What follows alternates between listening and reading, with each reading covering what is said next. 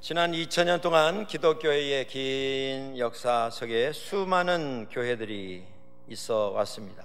그런데 수를 헤아릴 수 없이 많은 그 교회 가운데에 초대교회, 예루살렘에 제일 먼저 생겼던 첫 번째 교회, 이 교회만큼 많은 은혜와 능력과 열매가 맺혀진 교회가 또 없었다, 우리는 말해 볼 수 있습니다.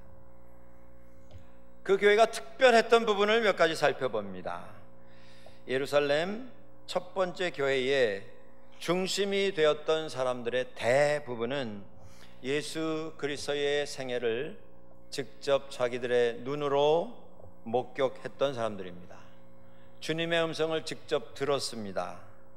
보고 듣고 동참을 해서 주님의 사역에 함께 뛰어들었던 사람들입니다. 예수님께서 기적을 일으키셨던 그 현장에 같이 있었습니다. 죽은 사람이 일어나 무덤에서 걸어 나오는 모습을 보았습니다. 예수님의 고난의 현장에도 그들은 함께 있었습니다. 주님의 사역에 동참하여서 복음을 전했습니다. 예수 그리스도와 함께 걷고 함께 먹고 함께 살았습니다. 무엇보다도 부활하신 주님을 직접 만나 뵈었던 사람들이었습니다. 예수님께서 승천하시는 그 현장에도 그들은 서 있었습니다. 그것뿐입니까? 그 이후에 성령께서 강림하셨을 때에 성령 충만의 역사를 경험했던 사람들입니다. 이런 은혜, 이 여러 가지 은혜 가운데 한 가지만 체험한다 할지라도 인생이 달라질 터인데, 이 모든 것을 한 교회 사람들이 다 보고 듣고 체험하고 확인했었습니다. 그래서 받은 은혜를 가지고 그 감동과 감격을 가지고 죽음을 불사하고 복음을 외쳤습니다. 그렇게 선포된 복음에 수많은 사람들이 회개하고 돌아오는 아름다운 복음 역사의 열매를 거둘 수 있게 되었습니다. 여러분들 어떻습니까?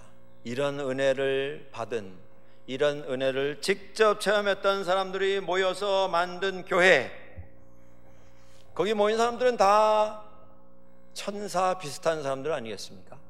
다 성자 비슷한 사람들이 아니겠습니까? 천국 같은 공동체가 당연히 이루어져야 할 것이 아니겠습니까? 그런데 그렇게 특별한 은혜를 받은 그 교회에 문제가 생겼습니다. 좀 의아하게 생각할 부분이 아니겠습니까?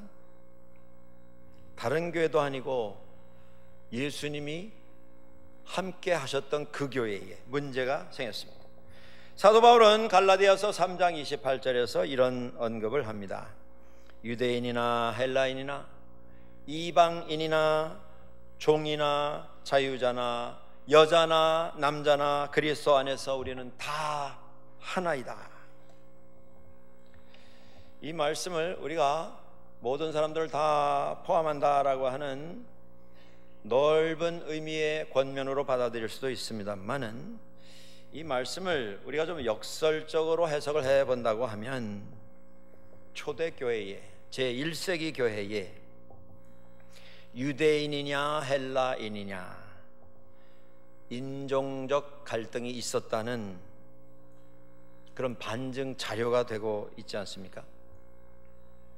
이방인이냐 종이냐 자유자냐 빈부귀천, 그것에 따른 차별이 있었다라고 하는 그런 증거가 아니겠습니까? 남녀 간의 차별이 있었습니다. 인간 사회 속에서, 인간 관계 속에서 가장 기초적이고 가장 본능적인 문제가 이 차별 문제입니다.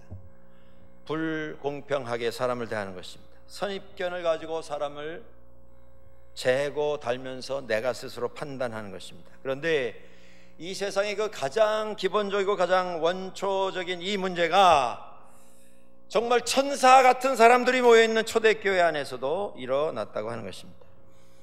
초대교회 안에는 두 부류의 유대인들이 모여 있었습니다. 이스라엘은 역사적으로 주전 400년경에 나라가 완전히 망해서 없어졌습니다. 그 전에 여러 차례 침략이 있었고, 그 침략 속에서 그 나라에 책임 맡았던 사람들은 아수르로 포로 잡혀 끌려나갔고, 바벨론으로 노예가 돼서 끌려나갔습니다.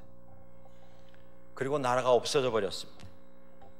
그런데 그런 암담한 상황 속에서도 유대 땅을 떠나지 않고 계속 그 땅에 남아서 하나님의 이스라엘을 회복시키시는 때가 이제이겠는가, 언제이겠는가 소망하며 기다리며 그 땅에서 살았던 유대인들이 있었습니다.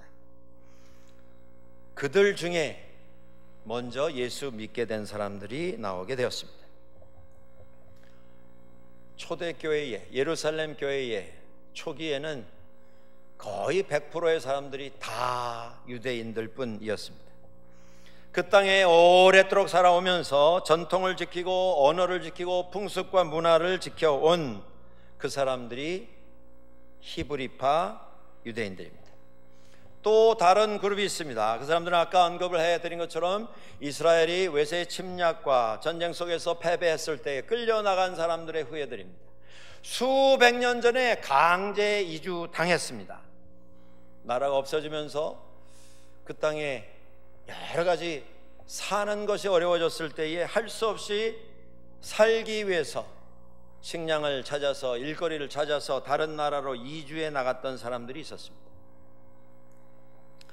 지금도 이스라엘은 이스라엘이라고 하는 나라의 영토에 살고 있는 이스라엘 국민보다 해외에 흩어져 살고 있는 국민 수가 훨씬 더 많습니다.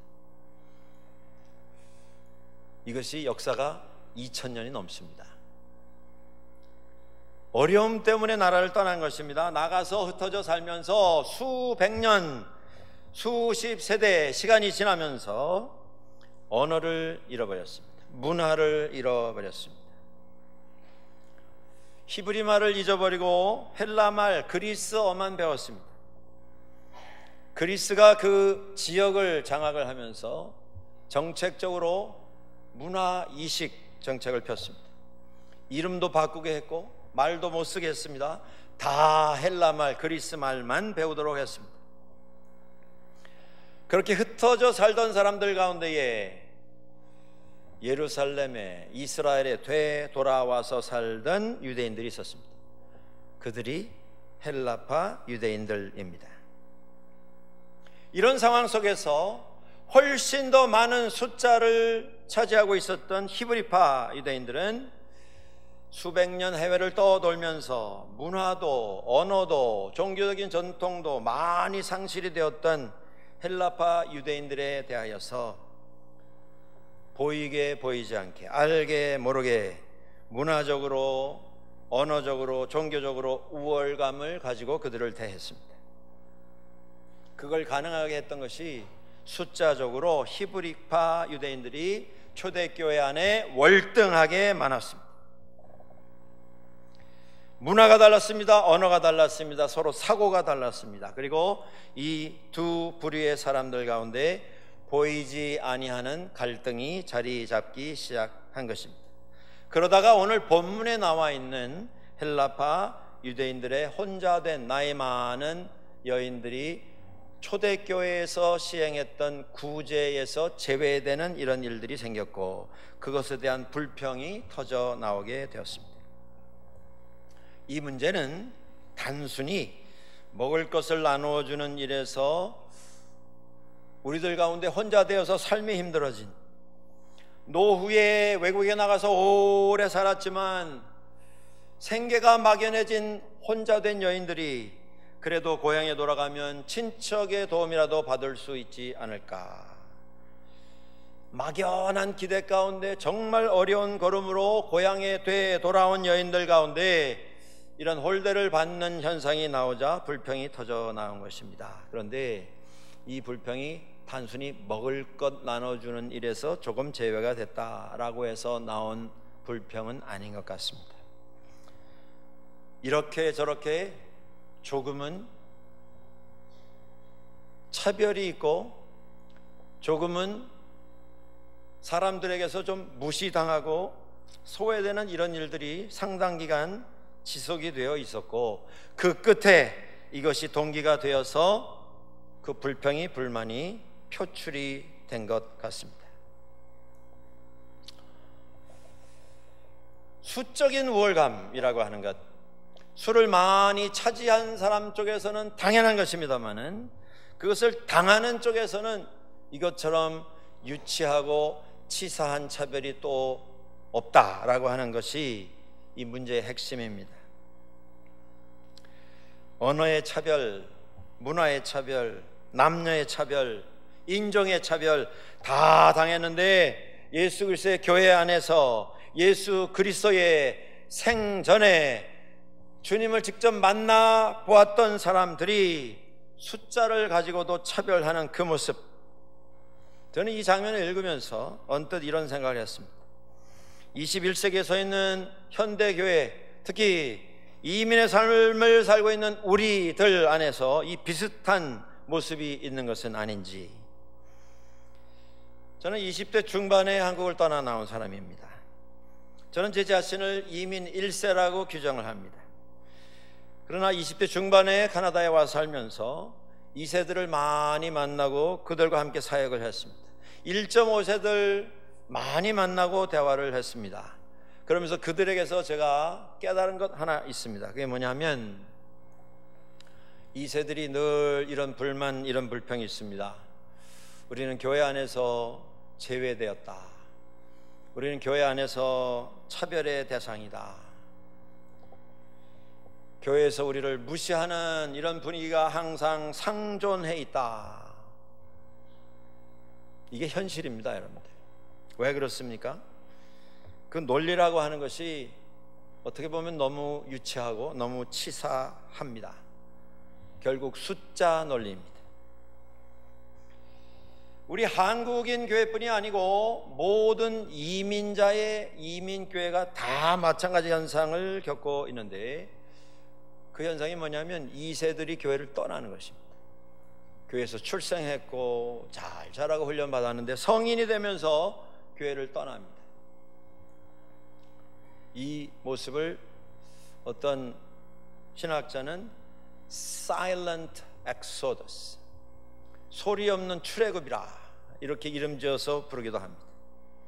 통계적으로는 이민교회의 자녀들 가운데 계속 교회에 남아서 교회를 섬기고 교회에서 역할을 감당하는 사람의 숫자가 5% 정도밖에 되지 않는다.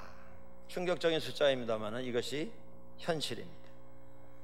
그런데 그렇게 많은 숫자가 교회를 이탈하는 이유가 뭐냐면 우리는 교회에서 소외받았다, 소외되었다, 무시받았다.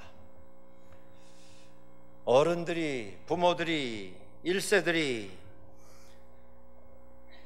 영어권이 숫자 얼마 되지 않는데 그 몇 사람 때문에 우리가 이런 신경을 써야 하느냐, 이런 공간을 전용 공간으로 내어주어야 하느냐, 그들을 위해서 사역자를 교회에서 모셔서 사역이 진행되도록 그 숫자를 위해서 이만한 예산을 집행을 해야 되느냐. 이건 다 수적인 우월감에서 온 논리입니다. 우리가 이런 부분에 조심해야 합니다. 이런 부분에 좀 생각을 다르게 가지고 이해를 넓혀야 합니다. 그렇습니다. 숫자의 우월감에서 오는 갈등은 21세기 교회에도 여전히 남아 있습니다. 주류에 포함되지 못하는 사람들이 교회에 들어와서 그 교회에서 자리 잡지 못하는 이유가 이 숫자의 우월감 때문에 그렇습니다. 첫 번째 교회에도 이런 유치한 논리 때문에 결국 문제가 생겼습니다. 우리가 스스로 질문해 볼 한 질문이 있습니다. 그것은 교회에 이렇게 갈등이 생겼는데 그러면 이 갈등은 위기인 것인가? 라고 하는 질문입니다. 문제가 생겼습니다. 천사 같은 사람들이 모인, 성인들이 모인, 능력의 사도들이 세운 교회에 아주 유치한 이런 판단, 이런 차별 때문에 문제가 생겼습니다. 교회에는 첫 번째 교회에서부터 문제가 있었습니다. 지난 2000년 동안 매 시대마다 교회는 그 시대가 당면한 문제에 부딪혔습니다. 그리고 문제가 생길 때마다 그 문제를 가지고 고민했습니다. 위기감을 느꼈습니다. 긴장하게 되었습니다. 그 일은 오늘도 반복이 되고 있습니다. 문제가 생기면 모든 교회가 긴장하면서 이 책임이 누구에게 있는가를 찾습니다. 여러분, 이것이 문제를 문제로 만드는 문제의 문제성입니다. 교회에 있어서 중요한 것은 그 교회에 문제가 있느냐 없느냐가 아닙니다. 오늘 우리의 인생에 우리가 신앙생활하고 열심히 믿고 충실하게 경건하게 살려고 노력합니다마는 그것과는 별개로 그 신앙생활 잘하는 그 인생의 현장에도 문제가 생기지 않습니까? 어려운 일들, 고민이 생기지 않습니까? 상처가 나지 않습니까? 마찬가지로 주님의 교회도 문제가 생깁니다. 하나님이 완전하시지 않았기 때문이 아니라 그곳에 모인 존재가 인간이기 때문에 문제가 생깁니다. 그래서 중요한 것은 어느 교회에 문제가 있느냐 없느냐가 아닙니다. 문제는 항상 있습니다. 지난 2000년 동안 있어 왔습니다. 앞으로도 있을 것입니다. 중요한 것은 문제가 있느냐 없느냐가 아니고 그 문제를 우리가 어떻게 대하느냐라고 하는 것입니다. 그 문제를 어떻게 해결하느냐, 우리의 태도에 따라서 문제는 새로운 기회, 새로운 시작을 알리는 은혜의 역사가 될 수 있다고 하는 것입니다. 오늘 초대교회가 문제가 생겼습니다. 그런데 그 문제에 집중하는 게 아니라 문제를 해결하는 것에 집중했습니다. 불만의 소리, 불평의 소리가 들려왔을 때에 교회의 지도자들이 왜 불평하느냐, 왜 불만하느냐, 숫자적으로 보면 10명 가운데 하나도 되지 아니하는 작은 숫자의 사람들에게 이 수많은 사람들이 정성을 모두어서 구제하는 일을 오늘까지 해왔는데 그러면 감사해야지, 그러면 감지덕지해야지, 왜 불평하느냐, 왜 불만하느냐, 이렇게 말하지 않았습니다. 이게 중요합니다, 여러분들. 이 갈등의 초점을 사람에게 맞추지 않았다는 것입니다. 누가 불평하느냐, 그게 관심이 아니었습니다. 왜 불평이 나오게 되었을까, 이것에 집중했습니다. 갈등의 원인이 무엇인가? 갈등의 원인이 사람이 아니라 어떤 상황에서 이런 문제가 생겼는가를 본 것입니다. 자신들에게 문제가 있음을 알게 되었습니다. 너무나 많은 일을 몇 사람이 다 감당하다 보니까 감당해야 할 어떤 부분의 일에 소홀하게 된 것입니다. 그래서 사도들이 기도하면서 교회 앞에 이러한 제안을 내놓게 되었습니다. 여러분들 가운데 성령과 지혜가 충만하여 칭찬 듣는 사람 7을 택하라. 우리는 이 구제하는 일 다 그들에게 맡기고 오로지 기도하는 것과 말씀 전하는 일에 힘쓰겠다. 문제가 생겼습니다. 그런데 해결책이 나왔습니다. 이게 중요합니다. 그 해결책이 무엇이었습니까? 어떤 정책이 아닙니다. 어떤 규칙이 아닙니다. 사람이었습니다. 하나님은 오늘도 어떤 법이 아니라 어떤 규정이 아니라 사람을 통해서 역사하십니다. 교회는 오늘도 사람을 필요로 합니다. 사람을 잘 선택을 하는 일을 우리에게 맡겨주십니다. 어떤 사람을 뽑았습니까? 몇 명을 뽑느냐는 중요하지 않습니다. 어떤 사람을 뽑느냐가 중요합니다. 오늘 저희가 공동회를 모입니다. 다음 주 오늘 2주에 걸쳐서 중직자를 선택하고자 합니다. 이 시점에 이 말씀을 우리가 가슴에 새기시면 좋겠습니다. 성령과 지혜가 충만하여 사람들에게 칭찬을 듣는 사람, 사회적 지위 그게 아닙니다. 어떤 학위증, 자격증 그게 아닙니다. 부와 명예와 사회적인 직위에 상관없이 성령과 지혜가 충만하여 사람들에게 칭찬 듣는 사람, 칭찬 듣는 사람이라고 하는 단어에 여러분들 관심을 가져주시기 바랍니다. 공동번역에는 그 부분을 이렇게 번역을 해놓고 있습니다. 신망받는 사람. 더 쉬운 말로 말하면 믿고 맡길 수 있는 사람. 빌립보서 4장 8절에 이런 말씀이 나옵니다. 끝으로 형제들아, 무엇에든지 참되며 무엇에든지 경건하며 무엇에든지 옳으며 무엇에든지 정결하며. 성령이 충만하고 지혜가 충만한 이런 부분을 묘사하고 있습니다. 그런데 그 다음에 나오는 말씀이 중요합니다. 무엇에든지 사랑받을 만하며 무엇에든지 칭찬받을 만하며. 성령 충만, 지혜 충만, 머리가 좋고 계산이 빠르고 그게 중요한 게 아니고 사람으로서 성도들로부터 사랑받을 만하며 칭찬받을 만한 사람. 그런데 그 칭찬의 이유가 선행이 됩니다. 다른 걸 통해서 칭찬받는 게 아니고 성령이 충만해서, 지혜가 충만해서 칭찬받는 사람을 선택하라는 것입니다. 고린도 전서 2장 14절에 이런 말씀이 나옵니다.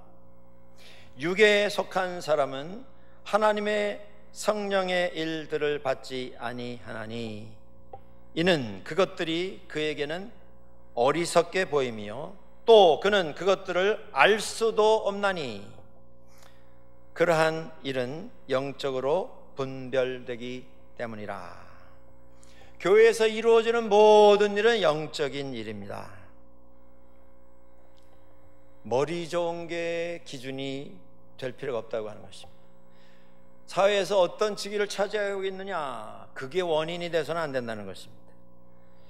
영적인 분별력을 가지고 있는 사람, 지혜가 충만한 사람은 또 어떤 사람이겠습니까? 잠언 9장 10절에 너무 잘 아는 말씀이 나옵니다. 여호와를 경외하는 것이 지혜의 근본이요 거룩한 자를 아는 것이 명철이니라. 지혜로운 사람이 필요합니다. 똑똑한 사람이 필요합니다.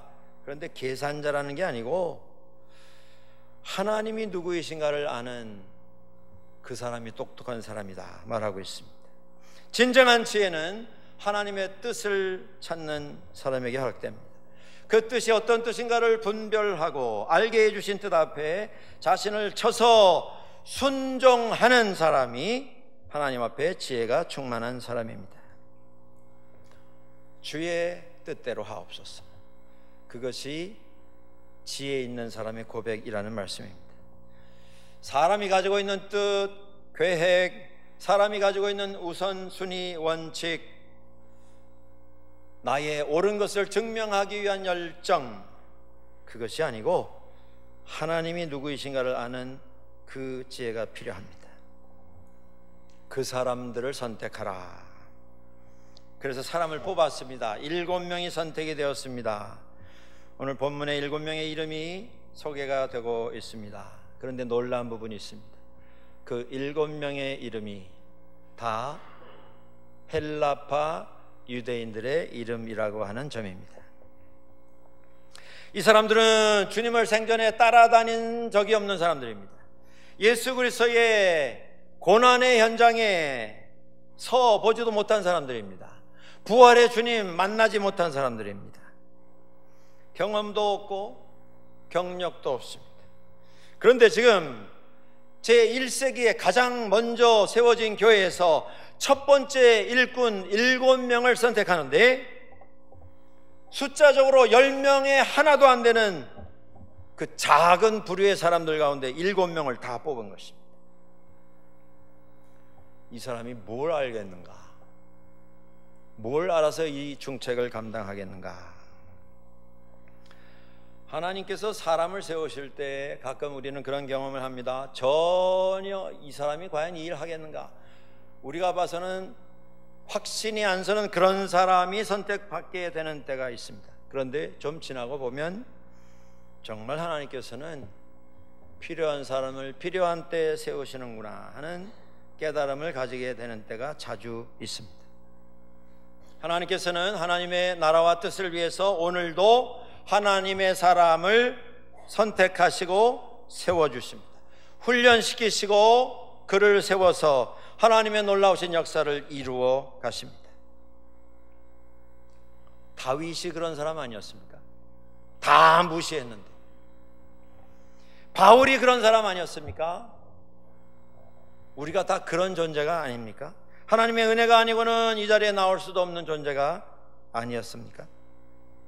그러니까 여러분들, 일꾼을 뽑을 때에 이것이 하나님의 부르심이라고 하는 고백이 우리에게 있다면 하나님이 부르실 때 순종하시기 바랍니다.